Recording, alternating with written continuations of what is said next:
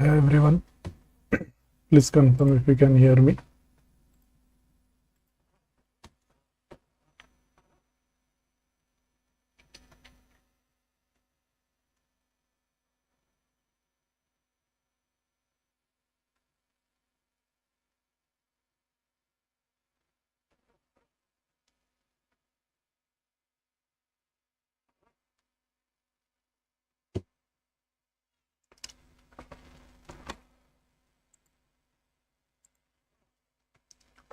Alright, let me check. We have 7 people who have joined. Let's wait for some time.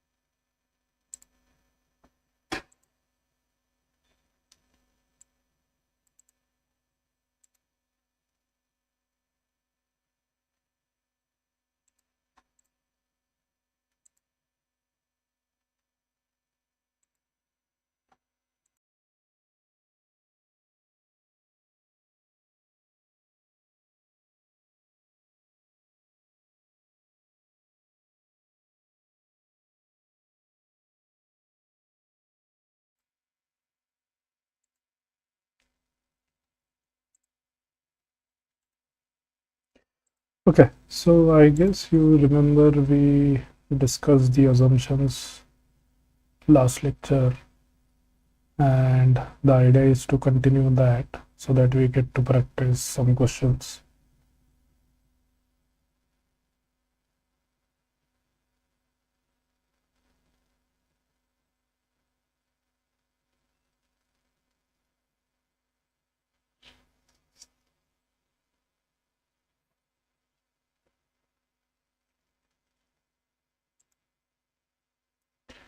Okay, let me start.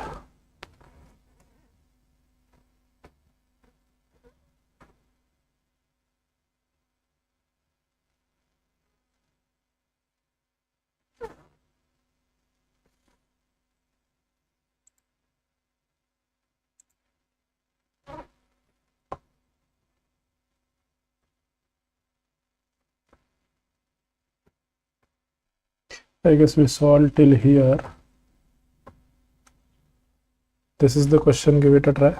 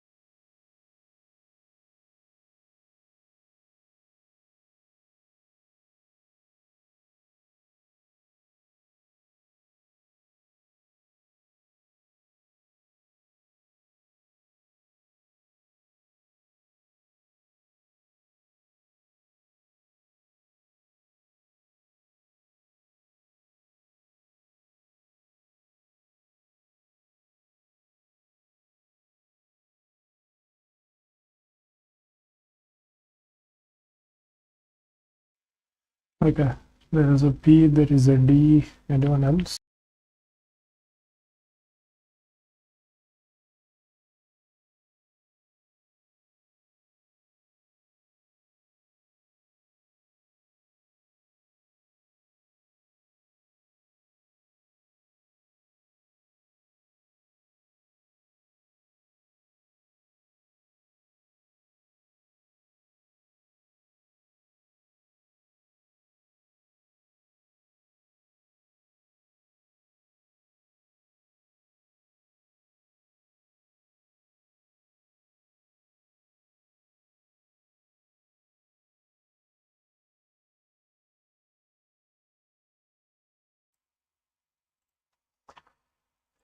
Okay, so it says the local residents welfare association has launched a massive offensive against the springing up of illegal commercial establishment in their peaceful residential area.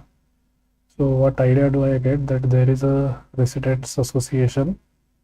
They are launching, let's say, offensive, assume protest or something against springing up. Springing up means coming up of, or something new that's happening. So what's new that's happening? Illegal commercial establishments are being established. So assume it like a building or something like that in their peaceful residential area. Okay, so it's a residential area which is where commercial activity is being taking place, and that's what this association is trying to oppose. What was the assumption made in the above argument? So A says the local residents welfare association has the means to launch and sustain a massive offensive against the local commercial establishments.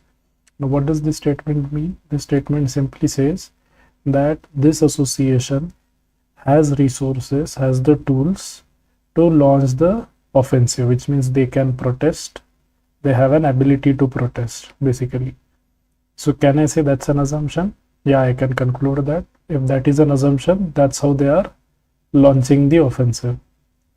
B, the local commercial establishments which are being opposed are illegal. So answer is A. Okay. The local commercial establishments which are being opposed are illegal.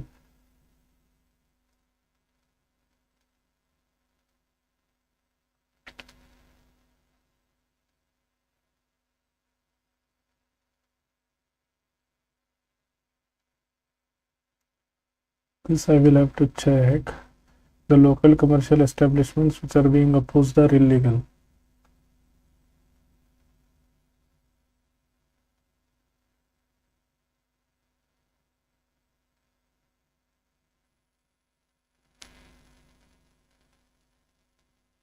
Again, this should also be correct ideally, because yeah, this should also be correct. I guess the answer should be D. Okay, I don't see any problem with B as well. It's already given there, so I can assume that as well. Okay, whether it is true or not, that's another thing. But if it's given there, I can safely assume that. So A and B both are fine. Answer has to be D, Delhi.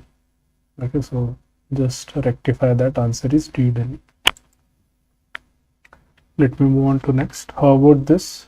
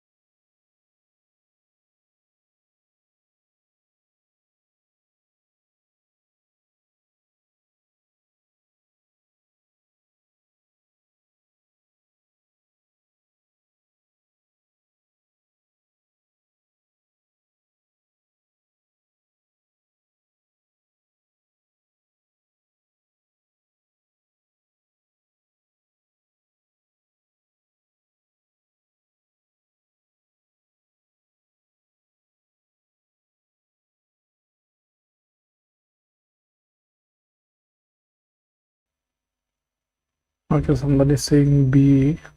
Others?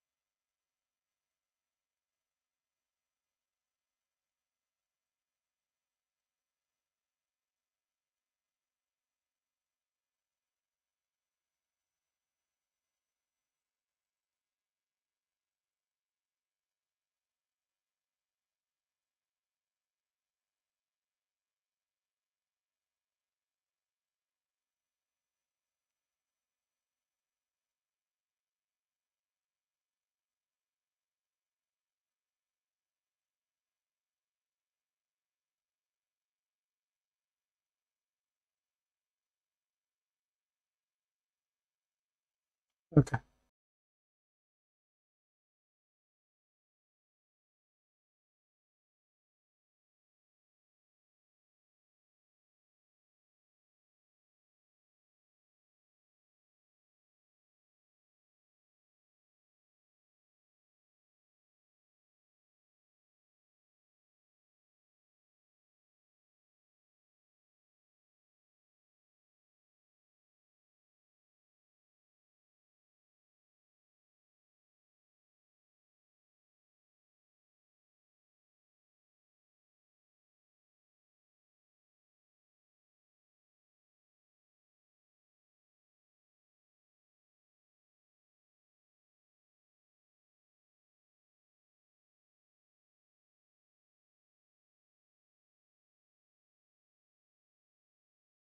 Oops, my bad. So what I was trying to say is, see, when you say dire need, what is dire need? Dire means basically extreme. So there is an extreme need for educated people. Now, why do you need something? Because there is a lack of it, or there's not enough of it. Correct? So basically, when you say there is a dire need for something, that means there are very few people who are educated and are politicians. And that is very few. That's why you need more. So B is saying that there are very few people who are educated. Is this okay? Okay. Let's move on to next. What about this one?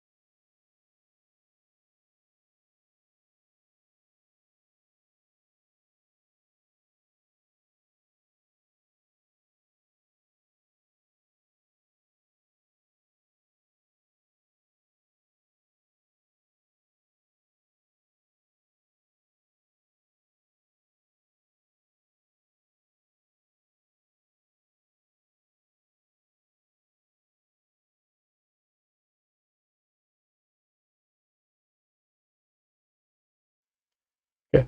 Some people are saying A, some are saying C. It said some tires will perform well even under severely difficult conditions. Some, right? So there is at least one tire. Some means what? At least one. There's at least one tire that will perform well even under severely difficult conditions. So let's look at the answer. Answer is C. Okay, someone has written A. I'll tell you why A is not the answer. A says some tires are capable of providing good service.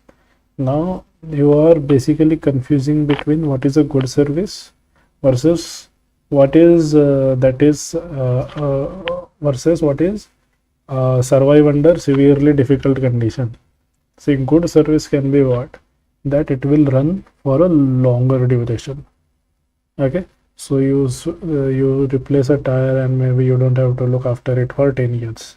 For you, that could be a good service. Or a good service can be, it can help me navigate through a difficult terrain. Okay, so maybe I have a hilly terrain, so it will help me navigate through that. For you, that can be a good service. Similarly, some tires performing well under difficult condition could be a good service for one, may not be a necessary service for other.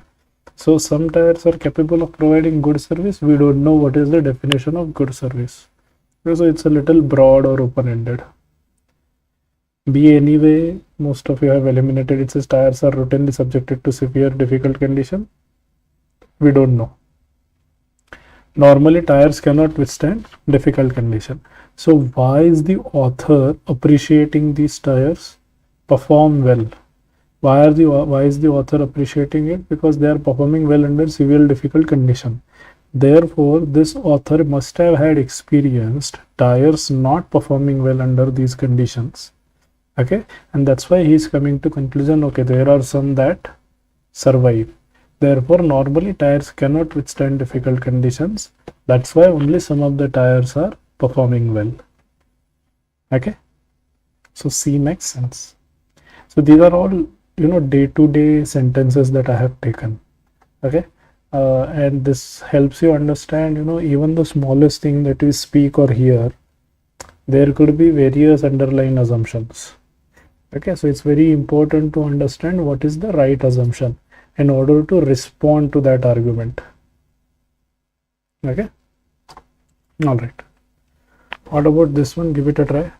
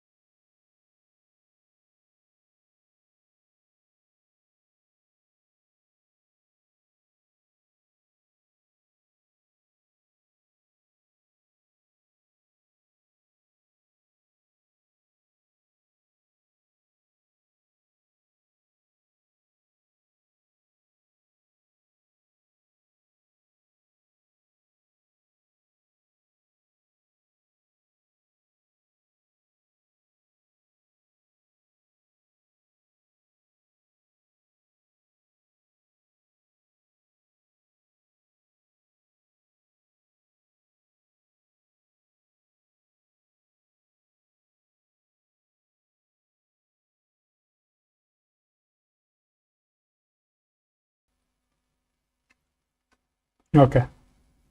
So it says Indians are not as creative as they should be. It goes back to their education system based on memorization.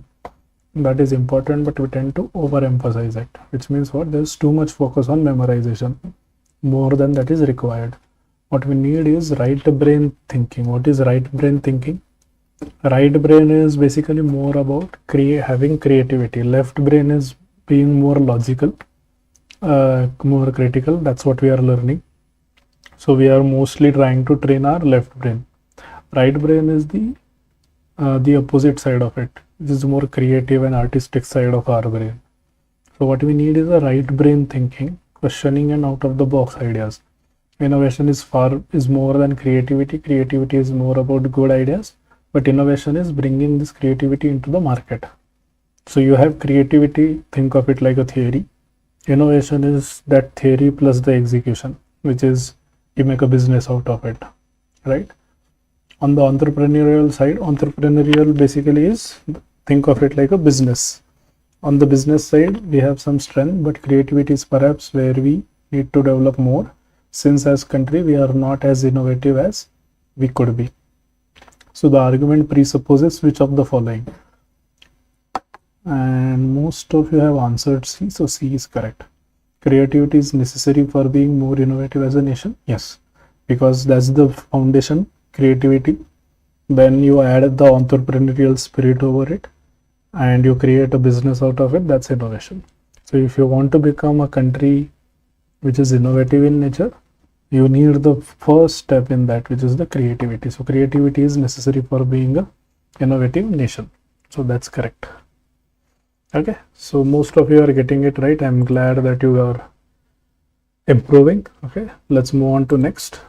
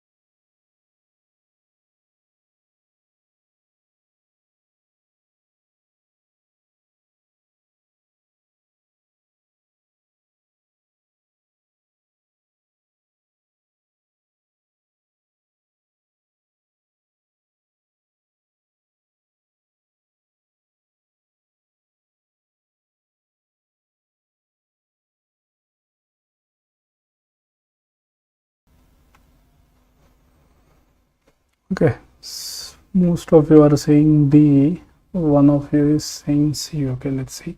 The current spate of sting operations against politicians only serves to boost the viewership of the channels. Little or no money is ever recovered. The common man, crushed under the burden of taxes, gains nothing from such exposes. If TV channels are genuinely interested in addressing corruption, they need to target the various departments of municipal corporations. Okay, which of the following assumption is made in the above passage? And the answer is B, Bombay, which anyway most of you have answered. So B says the common man deals more often with municipal bodies rather than the those operating at a higher levels of government, which in this case we can infer from the passage is author referring to the politicians. So net what author is saying that if you really want to help the common man, who generally is the viewer of these TV channels, and if you really want to help your viewer or the common man, why don't you start investigating the municipal corporations rather than going after these politicians, because it's not helping. Little or no money is ever recovered. That means it's not that impactful. You're just doing it for the viewership of your channel. So B Bombay is fine. Someone said, see, the need to create awareness among viewers is important to tackle the issue of corruption. Too broad. It's too broad. Think of it like this. This statement versus this passage. This passage is very specific. We are talking about sting operations against the politicians, and author is saying rather than going after politicians, go after municipal corporation. None of that is covered here. Corruption is too broad a term. We are only talking about sting operations and all.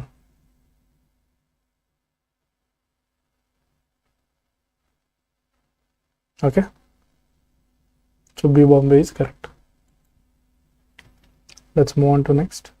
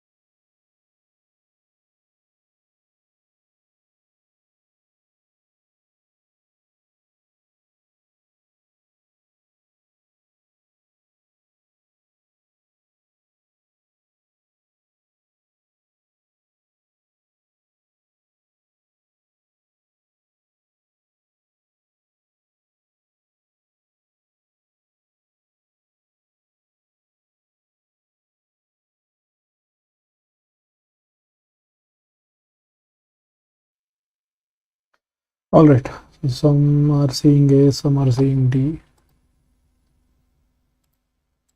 It says it has long been the natural order that the teen and young adults should be dishonest in their dealings with their parents. For example, loudly announcing that they are studying at Kiara's house only to shed their uniforms in the nearest bush and go drinking in a field. As it was and always will be, they are much more forthright with their older siblings, though, who always seem to know what they are up to. The parents, however, remain woefully uninformed. So this basically says that the young adults So it has long been the natural order that the young adults should be dishonest with their parents. So they say something, but they are doing something else. They are not uh, dishonest with their. They are not that dishonest with their older siblings, who somehow know what they are up to. Okay, which of the following has been assumed to arrive at the above conclusion? Now, what is the conclusion here, by the way? The parents, however, remain woefully uninformed, right? Or they are dishonest with their parents. So that's somehow the conclusion. Now, which option kind of suggests that? So answer, by the way, is D, Delhi. Okay, which some of you answered. Parents cannot get to know what kids are actually up to unless their kids tell them. So what is uninformed or dishonest in their dealings mean, right? Kids are telling them something, but they are doing something else. And here, what is assumed? Here, assume what is the conclusion? That parents are uninformed, which means what? The only source of news about their children to the parents is what their children tell them. That's why D. Parents cannot get to know what their kids are actually up to unless kids tell them. Okay, that's the assumption that this guy has done. This guy has taken. This guy is assuming that parents' source of truth is only what their kids tell them, and they cannot find it on their own what their children are up to. Now, some of you marked A. Teens are more forthright with their older siblings than their parents because the generation gap. No, where is the mention of generation gap or anything? Okay. Also, teens are more forthright with their older siblings. It's only mentioned. The reason is not mentioned here. That why is that? There could be many reasons. The older siblings, is someone who has gone through the phase that their younger siblings are going through. That's why the older sibling might know more, right? It has nothing to do with generation gap or anything. Okay, so A is what I would say is alien option, not mentioned.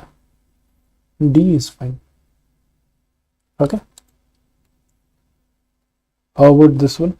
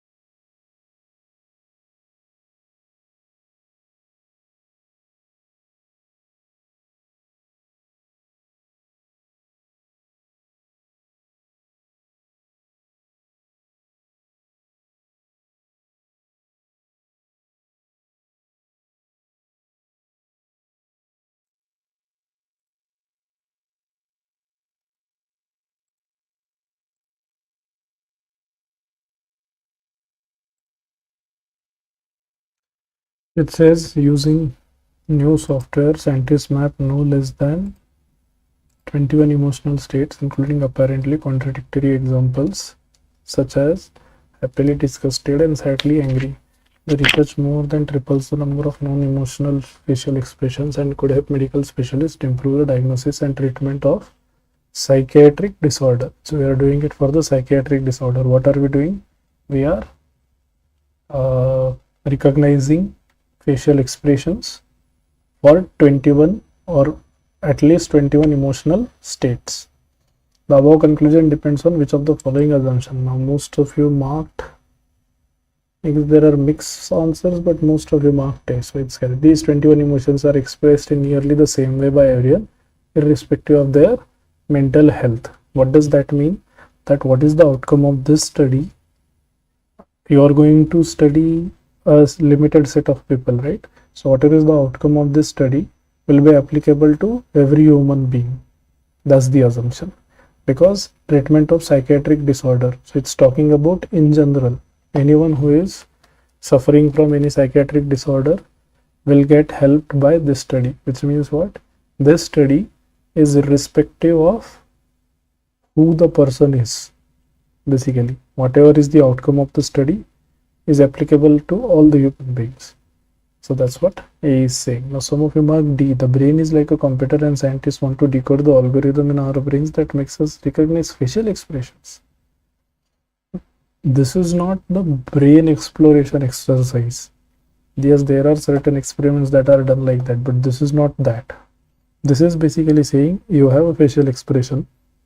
I am going to assign an emotional state to it, right? And I am going to do it for variety of faces, right? And whatever is the outcome of the study, I'll conclude it is for everyone who makes this face, chances are he or she is suffering from that emotional state. So whatever is the outcome of the study is applicable for everyone. Here we are not really trying to find out why someone making that expression. That's where the brain would come in, right? What is the emotional state associated with what activity in the brain? Those studies are different. Yes, those also happen, but this particular paragraph is not talking about that.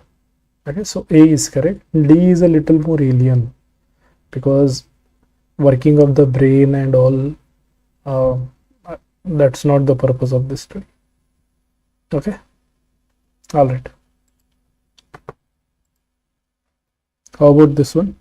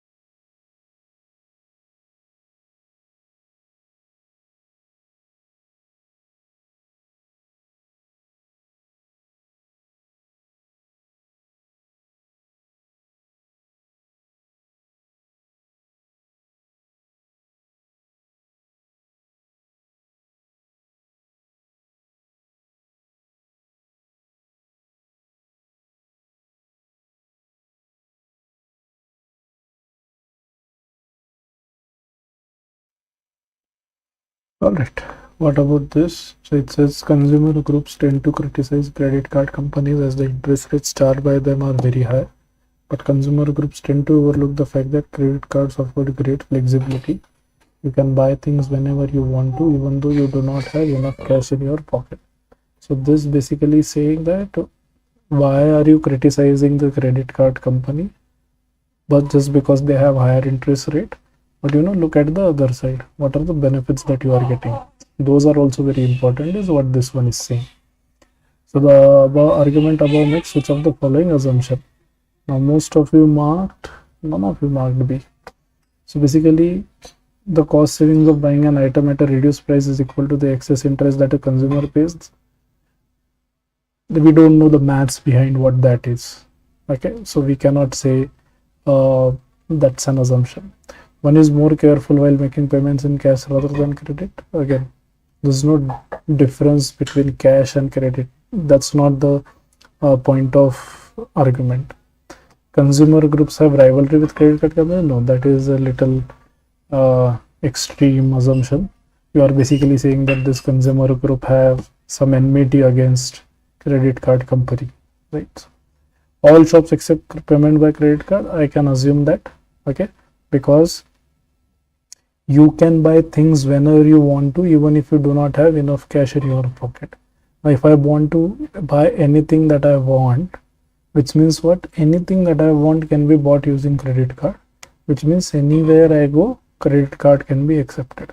That can be a fair assumption, which is underlying this line, so which is fine. Am I not audible? Yeah, I am audible, I guess. Okay, so B Bombay is correct. Try this one.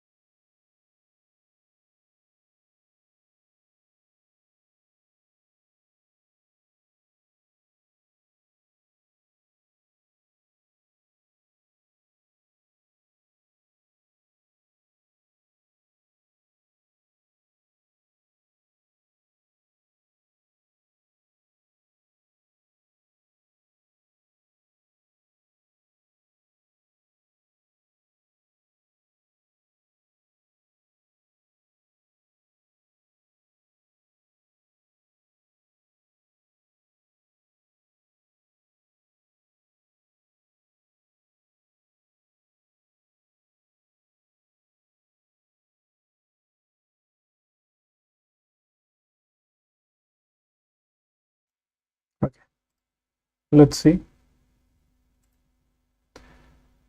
Answer is A, which most of you have answered. So there is no government control whatsoever on the use of groundwater, so much so that the companies which are making huge profits in the country are accessing our groundwater resources completely free of charge. Surely the government should have by now made it mandatory for companies to pay for the water they use. Now, what is author's suggestion logically depends on which of the following assumption. Now, what is the suggestion? That government should have by now made it mandatory for companies to pay for the water they use. So, what is the suggestion? That whatever water you are using, you pay for it, right? Who is author appealing to government here? So, what is the assumption? That government can tax these people on how much they are using the water, and who can tax? Someone who owns it. So that's what A is saying. Government has legal rights on over groundwater in areas owned privately. So you might own the land, but the groundwater may not be owned by you. The groundwater may be coming directly from under the ground where your land is, but the assumption is the government is the rightful owner or has the legal rights over that water, so government can tax it. That's what author is assuming. Okay, now do not get into the feasibility part of it. Okay, is it feasible to do it? Ask yourself. Can you really go and check how much groundwater each and everyone has and then tax them accordingly? Okay, so that's not feasible. So you might say this argument will fall flat very easily. Okay, but as a critical reasoning student, we are not here to decide the feasibility of what is given. We are going to assume whatever given is true, and then we are going to evaluate basis that. So we assume that what's given in the argument can be done. So what is it that author is assuming? That maybe government has the legal right over that groundwater and they have a means to tax it. So A is the correct answer. Okay, let's try one last question. Give this one a try.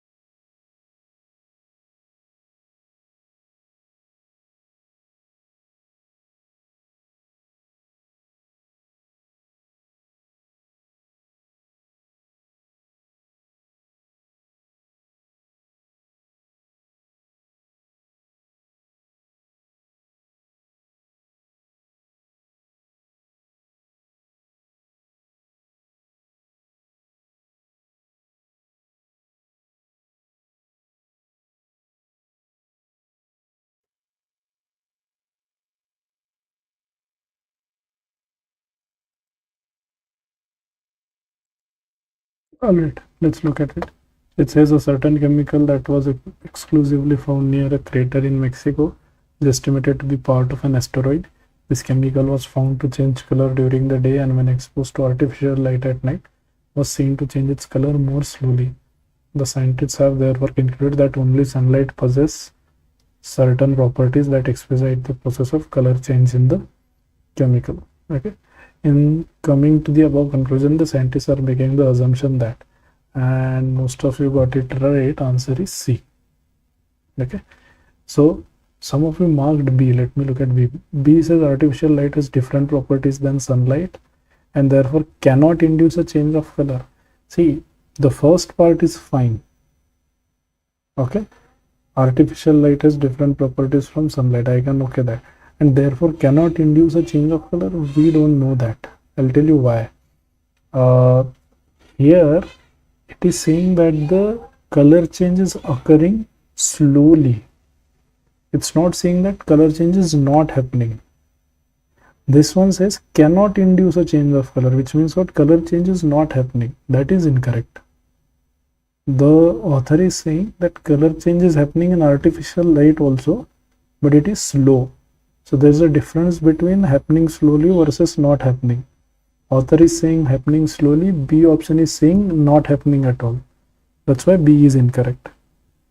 C, except for the difference in light, everything else remains the same during the day and the night. Now what is the conclusion here? Conclusion is that only sunlight possesses certain properties which that a chemical light doesn't possess. That means what? Everything else remains the same. The element remains the same, the geography, the temperature, humidity, wind, everything remains the same. The only change in the pace in which color changes depends on sunlight versus artificial light, right? So in order to come to a conclusion of this kind, I need to ensure that all the other factors during the day and during the night are same. Okay, so the temperatures are same, the local geography is same, let's say the water content is same, everything is same, only the light changes, and that's why the change in the pace in which that's happening. Only then I can draw this conclusion. Okay, if there is some other difference, that means light may not be the only factor, there could be some other factor. But if I am drawing the conclusion that the light is only factor, that means there is no other factor involved. That means all other factors are same, whether it's day or night. That's why C is correct. Okay. All right. I have few more questions. So what I will do is I will just share those with you, because some 7-8 questions are there.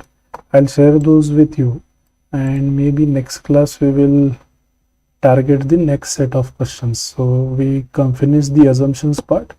Probably we'll go to the main idea part in the next lecture. Okay. All right. With that, let me stop the stream. Okay. So thank you so much, everyone, and just ensure that your friends also join. I see the attendance is very low today, but just see if you know your friends can also join. Okay. Reasoning कब से start होगी? Reasoning and quants we are already done with. Okay.